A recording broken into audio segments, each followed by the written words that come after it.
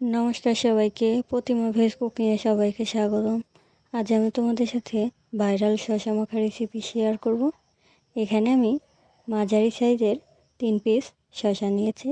আর এই শসা মাখাতে করতে গেলে শসাটা কিন্তু অবশ্যই মিডিয়াম সাইজের নিতে হবে, বড় হলেও কোনো সমস্যা নেই। আর ছোট শসা নিলে কাটতে অসুবিধা হবে। এবার এই শসাগুলোর দুই পাশ থেকে ফেলে মাঝখানের অংশটুকু মিডিয়াম মাপে কেটে নিয়েছি।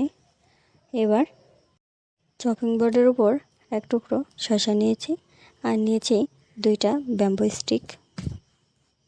এবার দুই পাশে রেখে শসাগুলো প্রথমে সোজা করে কেটে নিতে হবে। আর অবশ্যই ফলো রাখতে হবে ব্যাম্বু স্টিক 2টা যেন সরে না যায়। প্রথমে সোজা করে একবার কেটে নেওয়া হয়ে গেছে। এবার উল্টো করে কর্নার থেকে আমি যেভাবে কেটে নিচ্ছি এভাবে কেটে নিতে হবে।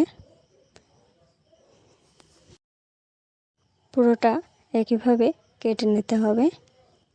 একটা কেটে নেওয়া হয়ে গেছে। এবার হাতে তুলে দেখাবো কেমন হয়েছে। দেখো, টান দিলে অনেকটাই বলে যাচ্ছে। একইভাবে সবগুলোই কেটে নিতে হবে। সবগুলো শসা কেটে নিয়েছি। এবার এই শসাগুলোতে বিট লবণ মাখিয়ে নেব। এই বিট লবণের ভিতরে অনেক প্রকার মশলা দেওয়া আছে, সেই কারণে আমি আর বাড়তি করে কোনো মশলা অ্যাড করছি না। তোমরা চাইলে তোমাদের পছন্দ অনুযায়ী মশলা দিতে পারো। সবগুলো শসার গায়ে অল্প অল্প করে বিট লবণ দিয়ে এবার হাত দিয়ে ভালো করে মাখিয়ে নিতে হবে। ভালো করে সবগুলো শসার গায়ে মাখিয়ে নিয়েছি।